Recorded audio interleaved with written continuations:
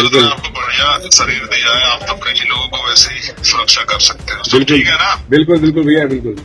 नमस्कार, बहुत बहुत स्वागत है आपका। आप क्रिटिविजन न्यूज का एक्सप्लेनर देख रहे हैं। आपके साथ मैं हूं शबाब। उत्तराखंड के कोटद्वार से शुरू हुई एक मामूली सी दिखने वाली घटना ने कुछ ही दिनों में राष्ट्रीय बहस का रूप ले लिया। यह कहानी एक ऐसे शख्स की है जिसने तनाव भरे माहौल में खड़े होकर इंसानियत की आवाज बुलंद की। नाम था दीपक कश्यप, लेकिन इन्हें लोग मोहब्बत से मोहम्मद दीपक कहने लगे, जो आज पूरी दुनिया में सांप्रदायिक सौहार्द की एक मिसाल है। कैसे दीपक कश्यप मोहम्मद दीपक बने और क्यों उनके मामले को लेकर इतना ज्यादा चर्चा का विषय बना कि नगीना के सांसद चंद्रशेखर रावण को उन्हें वीडियो कॉल करके उनका मनोबल बढ़ाना पड़ा। कैसे 26 जनवरी को मामला हिंदू मुसलमान हो गया और बाबा जैसा अल्फाज धर्म के ठेकेदारों के लिए एक मुद्दा बन गया। कहानी की शुरुआत 26 जनवरी यानी कि गणतंत्र दिवस के दिन से होती है, जिस हिंदुस्तान के गणतंत्र को बनाने में सिर्फ एक समुदाय या एक धर्म के किसी व्यक्ति का योगदान नहीं रहा।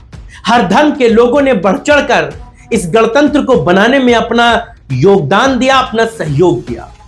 खड़े होकर छाती फुलाकर हम सब अपने देश भारत के तिरंगे के सामने सलामी दे रहे हैं, उसको नमन कर रहे हैं। लेकिन कुछ धर्म के ठेकेदार इस गणतंत्र दिवस के मौके को भी धर्म विशेष का बनाना चाहते थे। मामला 26 जनवरी को शुरू हुआ, गणतंत्र दिवस के दिन शुरू हुआ, जहां कोटद्वार में एक मुस्लिम दुकानदार की करीबन 30 साल पुरानी दुकान को लेकर विवाद शुरू हो गया। मामला बजरंग दल से जुड़े करीबन 40 लोगों का है, जो एक दुकान पर पहुंचे और उस दुकान पर बाबा नाम के शब्द को हटाने की मांग करने लगे। उन्होंने कहा कि यह नाम लोगों को भ्रमित कर रहा है कि यह हिंदू की दुकान है या मुसलमान की दुकान है। आप मुसलमान हैं, आप बाबा का नाम इस्तेमाल नहीं कर सकते। इन धर्म के ठेकेदारों को कौन बताए कि यह दुकान कोई कल नहीं खुली है और बाबा नाम का अल्फाज कोई हिंदू धर्म का पेटेंट अल्फाज है क्या? क्या बाबा शब्द केवल हिंदू ही इस्तेमाल कर सकते हैं, कोई मुसलमान नहीं कर सकता?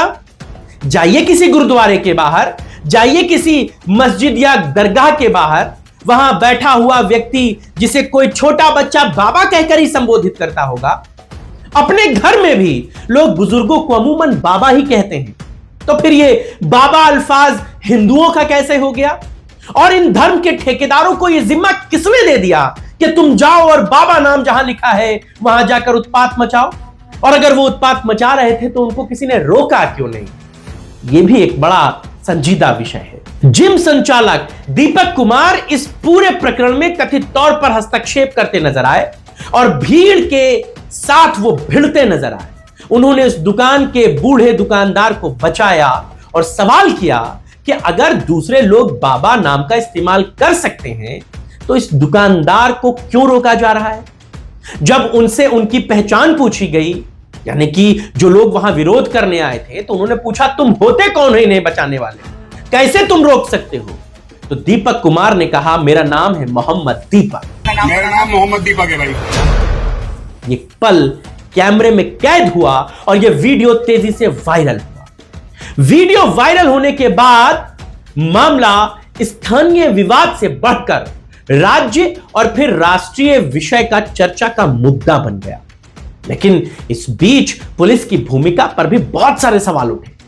शुरुआती कार्रवाई में तो ऐसा आरोप लगा कि पुलिस की सख्ती दीपक पर ही ज्यादा दिखाई देने लगी। पहले मामले तो दीपक पर ही दर्ज हुए, उन्हीं पर ही एफआईआर हुई, जबकि जिन लोगों पर दबाव बनाने का आरोप था, जिन लोगों ने वहां पर उत्पात मचाया, उद्दंडता की, उनके खिलाफ तुरंत वैसी कार्रवाई नहीं हुई जैसी कथित संवेदनहीनता के मामले में होनी चाहिए थी। और यही लोगों के बीच नाराजगी का मुद्दा बन गया। बड़ा मामला उठ गया और जैसे जैसे मीडिया में खबरें चलने लगी, मीडिया भी गोदी मीडिया का जिक्र नहीं कर रहा हूं मैं, सोशल मीडिया का जिक्र कर रहा हूं, वरना ये बड़े बड़े टीवी वाले चेहरे जिन्हें कोटद्वार जाने की जहमत नहीं थी, वो तो यूट्यूबर, उनकी भाषा में कहे यूट्यूबर, अगर कोटद्वार न जाते, पुलिस कप्तान से बात न करते, दीपक कुमार से बात न करते, उस बुरगुस से बात न करते, तो यह मामला जैसा चल रहा था, जो पुलिस बताती वही मीडिया मानती और वही मीडिया गढ़कर आपको बताती। गोदी मीडिया का तो यही काम है। लेकिन धन्यवाद दीजिए इस दौर में सोशल मीडिया का, जिसने खबरों को चलाया और जन दबाव बनाया। पुलिस का रुख भी इस मामले में बदलता नजर आया और आखिरकार मामले में अज्ञात लोगों के खिलाफ एफआईआर दर्ज हुई और प्रशासन ने कानून व्यवस्था बनाए रखने के लिए कदम उठाया जो जरूरी था। तनाव यही नहीं थमा। 31 जनवरी को फिर से बड़ी संख्या में बजरंग दल के लोग कोटद्वार पहुंचे और दीपक के घर और उनके जिम के बाहर नारेबाजी करने लगे। इससे इलाके में स्थिति और बेहद बदतर हो गई। इलाके में तनाव बढ़ गया। इसी बीच यह मामला राजनीतिक गलियारों तक भी पहुंचा। भीम आर्मी चीफ और प्रमुख सांसद चंद्रशेखर आजाद ने दीपक कुमार से वीडियो कॉल पर बात की और उनका हौसला बढ़ाया। उन्होंने संदेश दिया कि अन्याय के खिलाफ खड़े होने वालों को डरने की जरूरत नहीं होती। ये समर्थन दीपक के लिए मनोबल बढ़ाने वाला साबित हुआ और उनके पक्ष में माहौल और मजबूत हुआ। क्या कहा चंद्रशेखर ने उस वीडियो कॉल पर, यह आपको सुनना बहुत जरूरी है। मैंने किसने भेजा कि कल किसने हमला किया? नहीं, अब शांत जब सही है, जैसे पहले से बेटर है। आप तो मजबूत आदमी हो, कुदरत ने आपको बढ़िया शरीर दिया है, आप तो कई लोगों को वैसे ही सुरक्षा कर सकते हैं। तो ठीक है ना? बिल्कुल बिल्कुल भैया, बिल्कुल। आपके यहाँ सभी सीनियर अधिकारियों से बात हुई, उन्होंने मुझसे वादा किया कि आप आज मत आओ, जी जी वैक्सीन देखो भेज दो।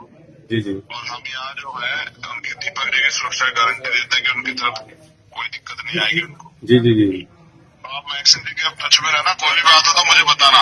बिल्कुल बिल्कुल बिल्कुल, आप जैसे लोगों की बहुत जरूरत है देश को, जो इंसानियत का पैगाम दे। बिल्कुल भैया, बिल्कुल।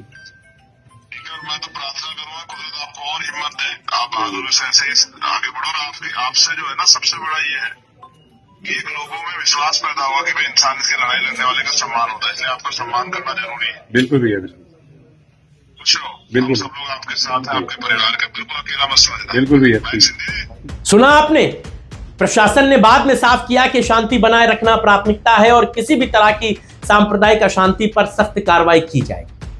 खैर, इस मामले में बजरंग दल के लोगों और कुछ अज्ञात पर भी एफआईआर हुई, लेकिन कोटद्वार की यह घटना सिर्फ एक दुकान के नाम का विवाद नहीं रह गई।